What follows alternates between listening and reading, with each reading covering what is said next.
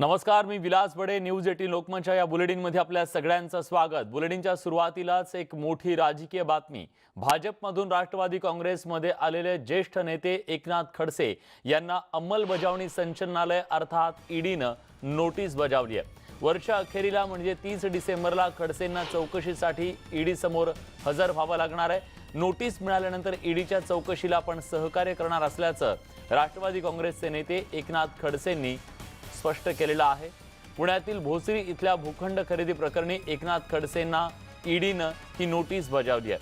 ही notice मिळाल्यानंतर राज्यभरातून कार्यकर्त्यांनी फोन केल्याचं एकनाथ खडसेंनी म्हटलंय. दरम्यान सीडीचं आव्हान देणाऱ्या खडसेंना ईडीची नोटीस आल्यानंतर सीडीचं काय होणार हा सवाल विचारला जातो.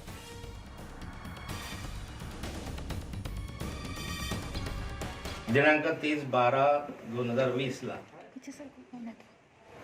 हजर राहण्याच्या संदर्भामध्ये ईडीचं समन्स मला मिळालेलं आहे आणि त्या समन्सच्यानुसार मी उपस्थित राहणार आहे. म्हणजे मी असेल, माझा प्रतिनिधी असेल, त्याच्या संदर्भामध्ये आम्ही राहणार आहोत. यापूर्वी anti corruption Pune, anti corruption Nashik, income tax department, voting समिती यांनी या घटनेची म्हणजे याची चौकशी केलेली आहे. या नोटिसीमध्ये भोसरीच्या भूखंडावर ही नोटीस आहे. भोसरीला हे भूखंड मी नाही, माझ्या बायकोने खरेदी केलेला आहे. त्या ठिकाणचा जो व्यवहार आहे तो रेडिएटरच्या दराप्रमाणे 5 कोटी रुपयाचा आहे आणि त्या 5 कोटी रुपयाची ही चौकशी आहे आणि ती चौकशी करण्याचा ईडीला अधिकार आहे. त्यामुळे ईडीकडून जी काही सूचना येईल त्या सूचनेप्रमाणे जे काही लागेल, जे काही कागदपत्र लागतील ते आम्ही त्यांना पुरवू आणि पूर्णपणे ईडीला सहकार्य करू. भोसरी भूखंड प्रकरणी त्यांना नोटीस दिलेली आहे आणि आपण सहकार्य करू असं सांगितलेलं असलं तरी या सगळ्या संदर्भात अधिक माहिती देण्यासाठी आणि बोलण्यासाठी आता आपल्या सोबत आहेत अंजली दमानिया, सामाजिक कार्यकर्त्या. अंजली ताई, ज्या प्रकरणाचा पाठपुरावा तुम्ही गेली अनेक दिवस करताय, एकनाथ खडसे यांना आता ईडीने नोटीस बजावलेली आहे.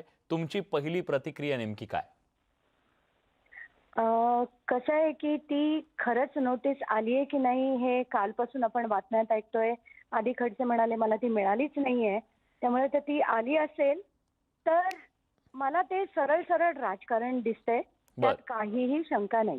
कारण सीबीआय, ईडी आणि पोलीस याचा सर्रास गैरवापर सगळेच सत्ताधारी पक्ष करतात. मग ते भाजप असो किंवा महाविकास आघाडी असो किंवा कोणीही असो. आताच्या घटनेला जर यांना खडसेंना जी नोटीस आली आहे ती त्यांना सर्व जर झाली असेल तर माझा जो लढा होता तो भ्रष्टाचाराविरुद्धचा लढा आहे आणि ज्याच्यात मी 2 पिटिशन फाईल केले आहेत. एक माझी जी पिटिशन आहे ती मुंबई हायकोर्टात आहे, ज्यात मी खडसेंनी जे जे भ्रष्टाचार केलेत त्यांची अमाप जी संपत्ती आहे त्याचे सगळेच्या सगळे डिटेल्स मी कोर्टापुढे मांडलेले आहेत.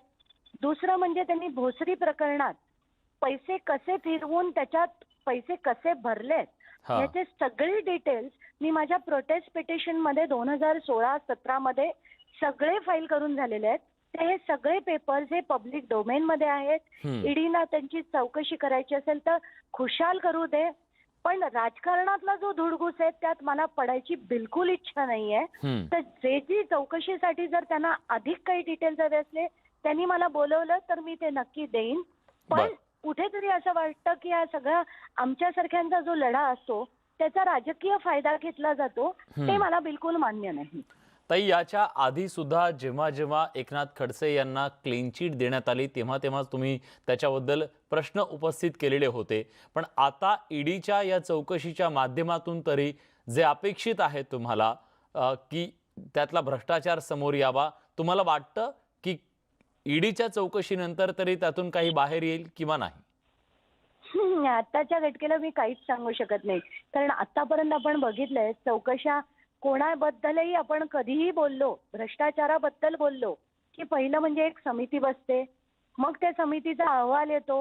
अहवाल जसं खडसेंच्या बाबतीत व्होटिंग समिती होती, त्याचा अहवाल आजपर्यंत काय आहे ते कोणालाच कधी कळला नाही.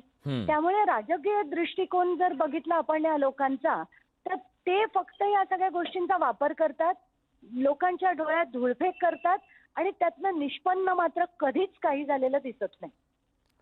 धन्यवाद अंजलीताई, तुम्ही दिलेल्या सगळ्या सविस्तर प्रतिक्रियेबद्दल. आशा आहे की गेल्या अनेक वर्षांपासून महाराष्ट्राच्या राजकारणात तापत असलेलं हे भोसरी भूखंड खरेदी प्रकरण जे खडसेंच्या भोवती फिरत होतं, या सगळ्याचा सोक्षमोक्ष लागतो का? आणि त्याचबरोबर खडसेंनी सुद्धा थेट आव्हान दिले होतं राष्ट्रवादी काँग्रेसमध्ये प्रवेश करताना की ईडी लावली तर मग मी सीडी लावेन, तेव्हा त्या सीडीचं काय होणार हा सुद्धा सवाल आहे.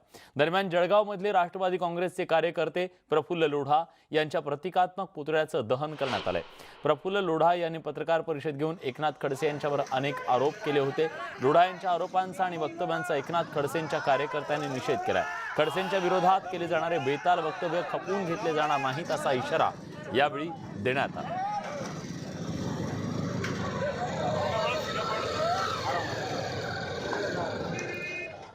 दरम्यान एकनाथ खडसेंना सीडी लावण्यापासून कोणी रोखलं असा सवाल भाजपचे प्रदेशाध्यक्ष चंद्रकांत पाटील यांनी उपस्थित केलाय. पाहुयात चंद्रकांत पाटील नेमकं काय म्हणाले. त्यांनी जे म्हटलं की तुम्ही ईडी लावा, मी सीडी लावतो. तर आता ईडी लावा म्हणताना म्हणजे त्यांचा रोग काय आहे की तुम्ही म्हणजे बीजेपीवाले ईडी लावा, तर बीजेपी ईडी लावते का? केंद्राचं एक स्वतंत्र स्वायत्त डिपार्टमेंट आहे, ते लावतात, त्यांच्याकडे काही इनपुट जातात. आता तरीही सगळ्यांनीच खापर भाजपवरच फोडायचं आणि देवेंद्रजींवर फोडायचं असेल तर मग तुमचं म्हणणं तुमच्यापाशी की ईडी लावली आता सीडी लावतो, तर तुम्हाला रोखलं कोणी? त्या महाराष्ट्रामध्ये गेल्या 12-13 महिन्यात काय झालेलं आहे की न फुटणारे बॉम्ब टाकण्याचा प्रयत्न करायचा. दरम्यान यावर एकनाथ खडसेंबद्दल मला काहीही माहीत नाही, माझी त्यांच्याशी चर्चा झालेली नाही असं मोघम उत्तर उपमुख्यमंत्री अजित पवार यांनी दिले. मला माहिती नाही, पण मी ती पेपरलाच आज मी वाचली आणि इलेक्ट्रॉनिक मीडियामध्ये वेगवेगळ्या चॅनलमध्ये ती बातमी दिलेली आहे. पण माझा काही खडसेंशी म्हणजे त्याच्याबद्दलचा फोनवर चर्चा किंवा समक्ष चर्चा काही झालेली नाही.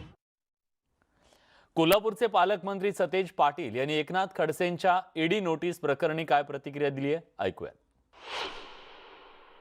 नाही, आता ईडी असेल, सीबीआय असेल, कसा पद्धतीनं वापर चाललाय हे तमाम देशाने त्या ठिकाणी बघितलेलं आहे आणि हे काय अधोलिखित आहे की मग आता इतके दिवस अनेक चौकशा का झाल्या नाहीत असा प्रश्न पडतो. त्यामुळे राजकीय दृष्ट्या ह्या सगळी कृत्य करणं हे वाईट आहे, दुर्दैव आहे.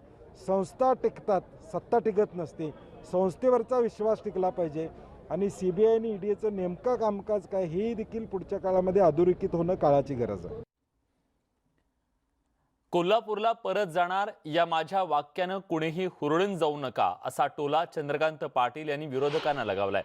मला पक्षानं जे मिशन दिले ते पूर्ण करून जाईन, त्यासाठी 5, 10, 15, 20, 25 वर्ष लागू शकतात, त्यानंतर परत जाईन असं चंद्रकांत पाटील यांनी पुण्यात म्हटलंय. कधीही कोणी दुःखी होऊ नये, आयुष्यात शेवटी कुठंतरी सेटल व्हावं लागतं, त्या अर्थानं मी म्हटलं होतं असं पाटील यांनी स्पष्ट केलंय. एकनाथ खडसे यांना ईडीची नोटीस का आली माहीत नाही, पण आली असेल तर भाजपवर फडणवीसांवर खापर फोडणं अयोग्य असल्याचंही चंद्रकांत पाटील म्हणाले. मी कोल्हापूरला परत जाणार आहे हे माझ्या वाक्याने कोणी हुरळून जाऊ नये आणि कोणी घाबरूनही जाऊ नये. मला इतकं काही त्याबद्दल होईल असं वाटलं नाही, परंतु माझं वाक्य जे होतं ते जेव्हा केव्हा केंद्राने मला दिलेलं मिशन, पुण्यामध्ये काही मला सहजासहजी पाठवलेलं नाही, केंद्राने मला पुण्यामध्ये जाण्यासाठी दिलेलं मिशन पूर्ण होत नाही तोपर्यंत मी काही कुठे जात नाही. पण त्यानंतर माणसाला आयुष्याच्या शेवटी कुठेतरी सेटल व्हायचं असतं. त्या सेटल होण्याच्या बाबतीमध्ये माशेलकरांना ज्यावेळेला बापटसाहेबांनी असा सल्ला दिला की पुणे हे सेटल व्हायला चांगलं आहे, मी त्यावर एवढी टिप्पणी केली की ते फारच चांगलं आहे, परंतु मी मात्र माझ्या कोल्हापूरला जाईन आफ्टर कम्प्लिटिंग माय मिशन. म्हणजे उद्या परवा 5 वर्ष, 10 वर्ष, 15 वर्ष, 20 वर्ष, 25 वर्ष किती असू शकतं. आणि त्यामुळे काही जणांना आनंद झाला की चालले गा वा वा वा वा, आणि काही जणांना दुःख झालं, कमाला जाता वर्षभरात तुम्ही इतकं पुण्यामध्ये कोरोनामध्ये चांगलं काम केलं, त्याच्यानंतर संघटना मजबूत करणे केलं आणि तुम्ही असं का म्हणताय? आणि त्यामुळे त्यासाठी मी आपल्याला बोलवलं आहे की कोणी हुरळून जाऊ नये, कोणी घाबरून जाऊ नये. दरम्यान भाजपचे प्रदेशाध्यक्ष चंद्रकांत पाटील यांनी गुरुवारी मी पुन्हा कोल्हापुरात येणार असल्याचं वक्तव्य केलं. त्यामुळे राजकीय वर्तुळात पुन्हा एकदा चर्चांना उधाण आलं होतं. दरम्यान कोल्हापूरला आल्यानंतर कसे स्वागत होणार हे पाहावं लागणार आहे. यावर कोल्हापूरचे पालकमंत्री सतेज पाटील यांनी चंद्रकांत पाटलांचे विरोधक म्हणजे भाजप पक्षातील असल्याचा टोला लगावला. कदाचित ते देवेंद्र फडणवीस यांना सांगत असावेत असं देखील सतेज पाटील म्हणाले. नाही, मला वाटतं आज ते काय संयुक्तिक ठरेल असं वाटत नाही. त्यांनी जे काल जाहीर केलं कदाचित देवेंद्र फडणवीस साहेबांना त्यांना सांगायचं होतं. ते म्हणले विरोधकांना सांगायचं आणि फडणवीस असं म्हणले ते. त्यामुळे कदाचित भाजपमधल्या विरोधकांना त्यांना सांगायचं असेल की मी कोल्हापूरला जाणार आहे, परंतु आज काय तो विषय असं मला वाटत नाही. कोल्हापुरात महानगरपालिकेच्या निवडणुका येऊ घातल्यात. या निवडणुकीत महाविकास आघाडीतील तीनही पक्ष वेगवेगळे ही निवडणूक लढवणार आहेत. या महापालिकेच्या निवडणुकीत तिन्ही पक्ष आपला गट राखणार असल्याचं पालकमंत्री सतेज पाटील यांनी स्पष्ट केलंय. महापालिकेच्या बाबतीत शिवसेनेनं याआधीच जाहीर केलेलं आहे की आम्ही स्वतंत्रपणे निवडणूक लढवणार आहोत. राष्ट्रवादीचे नेते मुश्रीफ साहेबांनी जाहीर केलेलं आहे की स्वतंत्रपणे लढणार आहोत आणि काँग्रेस देखील स्वतंत्रपणे निवडणूक लढवू इच्छित आहे. आम्ही त्या पद्धतीनं वरिष्ठांना त्या पद्धतीनं आम्ही सांगणार आहोत, कारण की निवडणुका झाल्यानंतर महाविकास आघाडी सरकार म्हणून आम्ही एकत्र येऊ शकतो. दरम्यान तीनही पक्ष कोल्हापूर महानगरपालिकेची निवडणूक वेगवेगळी लढणार असल्याच्या निर्णयावरून चंद्रकांत पाटलांनी महाविकास आघाडी सरकारला लक्ष्य केलंय. तीन पक्ष वेगळे लढणं कोल्हापुरात हे नाटक आहे. ते तिघे एकत्रच आहेत. ते एकत्र लढले तर सीट्स वाटताना भांडणं होतील आणि त्यामुळे तिघांनी वेगळं लढायचं. 2 दिवस आधी कोणाचे विजय येऊ शकतात त्या ठिकाणी एक मला मदत करायची आणि निवडणुका झाल्यानंतर पुन्हा आघाडी करून महानगरपालिकेवर दावा सांगायचा. हे न कळण्या इतके आम्ही लहान नाही आणि कोल्हापूरची जनता पण लहान नाही. पुण्यातील पत्रकार परिषदेत आज मराठा क्रांती मोर्चानं ठाकरे सरकारवर जोरदार हल्ला चढवला. पाहुयात मराठा क्रांती मोर्चानं ईडब्ल्यूएसच्या मुद्द्यावरून ठाकरे सरकारवर नेमके काय आरोप केलेत. सर्वोच्च न्यायालयातल्या घटनापीठाकडे याबद्दलची सुनावणी होणार आहे. स्थगिती उठवण्यासाठी प्रयत्न करण्याऐवजी जे सार्वजनिक मराठा समाजाची कधी मागणी नव्हती ईडब्ल्यूचं आरक्षण द्या, ही ईडब्ल्यूचं आरक्षण देऊन जे महत्त्वपूर्ण आरक्षण आहे त्याचा खून करण्याचं काम या महाविकास आघाडी सरकारने केलेलं आहे. हे मराठ्यांची खूप मोठी फसवणूक या महाविकास आघाडी सरकारने केलेलं आहे आणि विशेषतः 42 तरुणांनी ज्या आत्महत्या केलेल्या आहेत यांचा अपमान या महाविकास आघाडी सरकारने केलेला आहे. गायकवाड आयोगाचा अपमान यांनी केलेला आहे. हे सांगतात ना, उच्च न्यायालयाच्या अधीन राहून आम्ही जर काही ईडब्ल्यूचं आरक्षण दिलं असेल तर उच्च न्यायालयाने जस्टिस गायकवाड आयोगाने दिलेलं आरक्षण वैध ठरवलेलं आहे ना. मग येत्या 25 जानेवारीला जर का याबद्दलची स्थगिती उठवण्याची सुनावणी जवळ आलेली आहे, त्यासाठी प्रयत्न करण्याच्या ऐवजी हे मधीच ईडब्ल्यूचं आरक्षण देऊन जे व्यापक स्वरूपामध्ये आणि अधिकृत महत्त्वाचं आरक्षण मिळणार आहे त्याचा अवसान घात करण्याचं काम या महाविकास आघाडी सरकारने केलेलं आहे. मराठ्यांच्या पाठीत या महाविकास आघाडी सरकारने खंजीर खुपसलेला आहे आणि खूप मोठी फसवणूक यांनी केलेली आहे. आता 25 तारीख जवळ आलेली आहे जानेवारी. एवढी काय घाई होती? म्हणजे याचा अर्थ या महाविकास आघाडी सरकारला टिकणारं मराठ्यांचं व्यापक आरक्षण द्यायचं नाही. ईडब्ल्यूएस मध्ये फक्त मराठा येत नाही हे आपण समजून घेतलं पाहिजे. अनेक लोकांना माहिती नाही. हे महाराष्ट्रातल्या सामान्य भोळ्या बाबड्या गरीब शेतकरी मराठ्यांची कशी फसवणूक आहे पहा. 10% ईडब्ल्यूएसचं आरक्षण, 10% फक्त मराठा समाज आहे का? जे SC ST OBC मध्ये येत नाहीत, जे 2019 जानेवारीला ईडब्ल्यूचं आरक्षण केंद्र सरकारने दिलेलं आहे ते पण सर्वोच्च न्यायालयामध्ये स्थगित आहे. त्याच्यावर स्थगिती नाही पण ते आव्हानित आहे. मग या 10% आरक्षणामध्ये ईडब्ल्यूच्या आरक्षणामध्ये फक्त मराठा समाज येत नाही, SC ST OBC वगळून जो समुदाय राहतो त्यामध्ये महाराष्ट्रामध्ये प्रामुख्याने ब्राह्मण समाज आहे, मारवाडी आहेत, राजपूत आहेत, जैन आहेत, म्हणजे जे SC ST OBC मध्ये येत नाहीत, मुस्लिम आहेत, शीख आहेत, माहेश्वरी आहेत, असा मोठा समुदाय या 10% मध्ये येतो. यामध्ये मराठा समाजाचा वाटा किती? 1 किंवा 2% जास्तीत जास्त मराठा समाजाला वाटा मिळेल. आणि त्या EWSचे निकष जर का आपण वाचले तर त्या निकषामध्ये या महाराष्ट्रातला बहुतांश मराठा समाज येत नाही. याचं विश्लेषण पुढे येणं गरजेचं आहे. म्हणजे मराठा समाजाची फसवणूक केलेली आहे. व्यापक वैध मिळणाऱ्या आरक्षणाचा खून या महाविकास आघाडी सरकारने केलेला आहे. या फसवणुकीच्या विरुद्ध आम्ही आवाज उठवणार आहोत. तर दुसरीकडे मराठा क्रांती ठोक मोर्चानं सुद्धा आक्रमक भूमिका घेतली आहे. औरंगाबादमध्ये नवीन वर्षाच्या पहिल्याच दिवशी मराठा क्रांती ठोक मोर्चानं आंदोलनाची घोषणा केली आहे. 1 जानेवारीला या ठिकाणी भव्य मराठा आक्रोश मेळाव्याचं आयोजन करण्यात येणार आहे. महामेळाव्यानं या आंदोलनाची सुरुवात होणार आहे, अशी माहिती मराठा ठोक मोर्चाचे समन्वयक रमेश केरी पाटलांनी दिली आहे. का इंग्रजांच्या विरुद्ध या ठिकाणी शंड आपण पुकारला होता आणि 26 जानेवारीला ज्या प्रकारे एक प्रकारे क्रांती या ठिकाणी घडून आली होती, त्याच पद्धतीने या 26 जानेवारीला या महाराष्ट्रातला तमाम मराठा रस्त्यावर येणाऱ्या 26 जानेवारी दिसल. जर 25 जानेवारीला जर स्थगिती या आरक्षणावरची उठली नाही.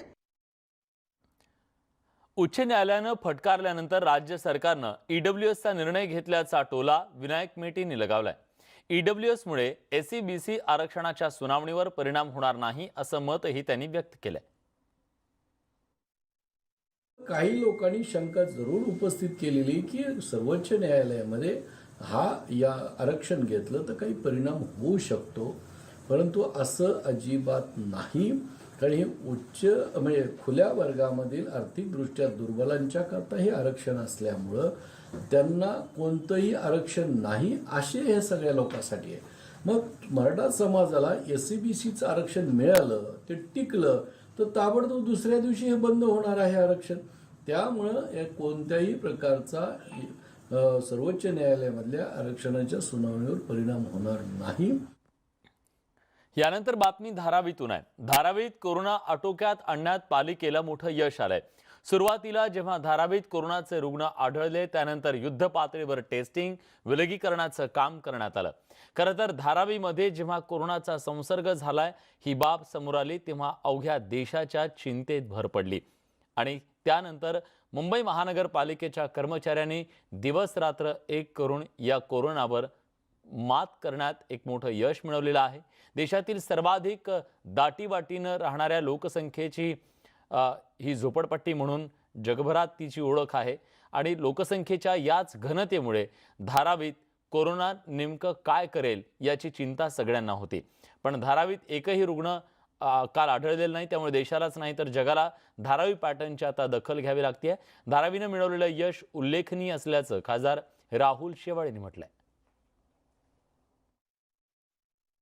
कोरोनाचा नवा जो विषाणू आहे त्याचा फैलाव होऊ नये त्याकरता एक ॲक्शन प्लॅन बनवला आणि त्यानुसार नाईट कर्फ्यू असतील इतर योजना त्यांची अंमलबजावणी करत आहेत. आणि निश्चित स्वरूपात जो पहिला अनुभव आहे तो अनुभवानुसार या दुसरा जो कोरोनाचा विषाणू आहे त्याचा फैलाव न होण्याकरता आता युद्ध पातळीवर धारावीत काम केलं जाईल. नाटकांपाठोपाठ आता मराठमोळे लावणीचा साजही तब्बल 9 महिन्यानंतर अनलॉक होतोय. त्यामुळे लावणी कलावंतांमध्ये पुन्हा एकदा उत्साह संचारलाय. येत्या 2 जानेवारीपासून पुण्यातील बालगंधर्व रंगमंदिरात लावणी नृत्यांगणांच्या खास कार्यक्रमाचा शुभारंभ होतोय. कोरोना लॉकडाऊनमुळे या हातावर पोट असणाऱ्या कलावंतांवर अक्षरशः उपासमारीची वेळ आली होती.